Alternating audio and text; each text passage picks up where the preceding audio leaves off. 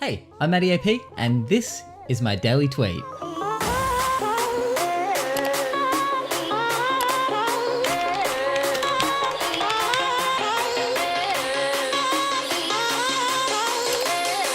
Hey guys, welcome to the Daily Tweet, the show where we look at the hottest trending moments on Twitter. We talk about 3 of them daily, and at the end of the episode, we choose one of those 3 to tweet about. Let's see how the last episode's tweet did.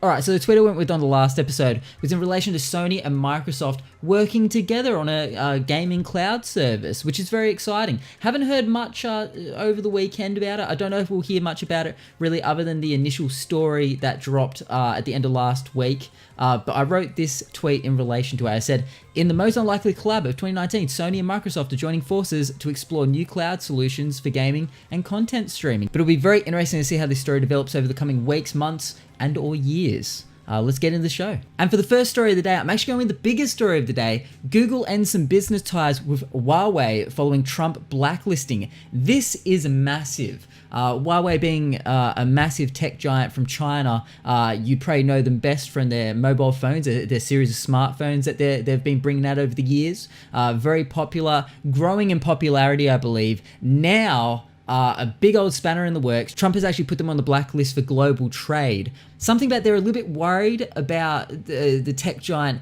using their devices to spy on America and the rest of the world, I guess. It's kind of wild, but that's it. Huawei has been put on the blacklist for trade for the minute, which actually means a lot. So with that news of Trump and his administration blacklisting Huawei from global trade, Google has ended business with them for the minute. And of course, Google owning the Android operating system, which means now Huawei can't use the Android operating system. Look, the story's a little bit muddy here, but it does seem like if you have a Huawei phone already, you will still be able to get updates on the operating system and all your Google apps. But it seems like from here on out, any new Huawei phones won't be able to get any new Android updates for the operating system or any hardware updates. And not only that, they won't be able to use stuff like the Google Play Store, Gmail, and even YouTube. Now it says here, the tech giant suspended business with Huawei that requires a transfer of hardware, software, and technical services except those publicly available via open source licensing. The move means Huawei will immediately lose access to Google's Android operating system updates and also access to apps like Google Play Store, Gmail, and YouTube. Jesus. Now, I believe this story was first reported on from Routers. I'll leave the link to this article in the description below if you want to read through it. It has all the information you need there, as well as a little video-esque piece with all the information on it. But very interesting to see how this develops. Good luck to your Huawei, god damn. Now for the second story of the day, moving along, Star Wars fans celebrate the 20th anniversary of The Phantom Menace. Very exciting. Fans are showing their love for Star Wars Episode 1, The Phantom Menace, which was released on May 19th, 1999, so a good 20 years ago. I don't know how old I was 20 years ago, probably like 10 or so. I remember the movie dropping. Look, very iconic film, but we have to remember this movie wasn't received all that well when it first came out. A lot of hate towards it, a lot of very salty fans. And look, digging into this a little bit, I found an article here saying Jar Jar Binks actor Ahmed Best considered suicide.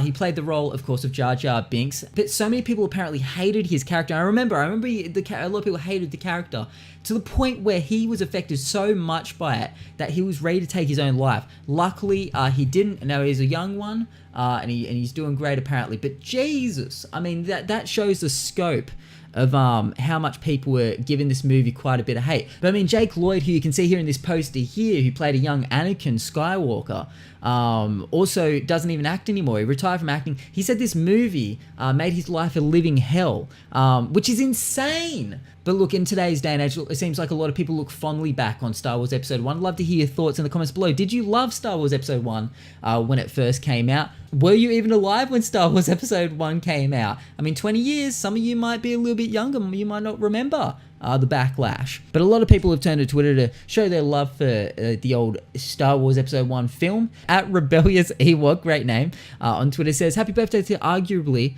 one of the most important movies in my life. Despite all its flaws, Phantom Menace is what introduced me to the world of Star Wars, and I was instantly enchanted and transported to a galaxy far, far away, and I've been there ever since. So a lot of people showing their love for the first episode now.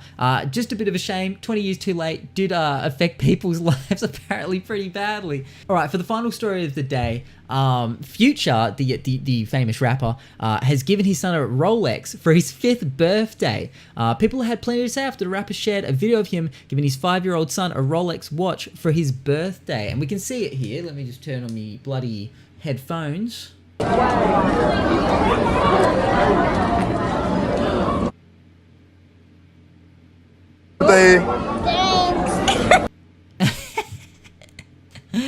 I don't think the kid cares. Now look, this video here I think has copped a little bit of criticism, a little bit of backlash, because people are like, what does a 5-year-old want with a Rolex? Look, I think it's a little bit crazy that he bought his kid a Rolex. But hey, who am I to judge? If you got the cash, you know, I guess flaunt it. Ice your child out, I guess, is what I'm trying to say. But at the same time, I mean, goodness, what's a kid going to do with a Rolex? I think the thing I love the most though about this is the kid's reaction. The kid just does not give a shit. And I just think it's kind of funny. So Tony Childs here says, what does a 5-year-old need with a Rolex? Can he even tell the time? That was my first thought. I mean, it's pretty wild. Don't all 5-year-olds have mobile phones these days anyway? I mean, they could probably tell the time on that. But I'm keen to hear your thoughts. What do you think? Is it a bit overboard buying a kid a Rolex? Do you think if he's got the money, he may as well? I mean, what's the harm? Let me know in the comments below. I mean, I think there's no real problem with it. If you got the money, why not? But you could be building some sort of well in some third world country. That's okay. Hey, that's, you know, I don't want to get too political on this one, but... All right, so those are our 3 stories a day. All I need to do now is write a tweet and send it off into the Twitterverse. Hooray! So the tweet I ended up going with today was in relation to Future buying his 5-year-old son a Rolex for his birthday. And I just wrote simply, when your parents buy you socks for Christmas. Rich people edition. And I posted the video there for you guys to check out. But with that, that is my daily tweet. Bam! Guys, thank you so much for hanging out with me today. I really appreciate your company. If you enjoyed the video, why not give it a like? And why not even subscribe? It really helps me out a lot, and I really appreciate you for it. And if you want to interact with that tweet I just made, you can find it linked in the description below. Make sure you like, comment, and retweet it if you feel inclined. And while you're over on my Twitter, why not give it a follow? And I'll give you a shout out at the end of tomorrow's video. Guys, thank you so much for hanging out. Have a great afternoon, and I'll catch you all tomorrow. Bye!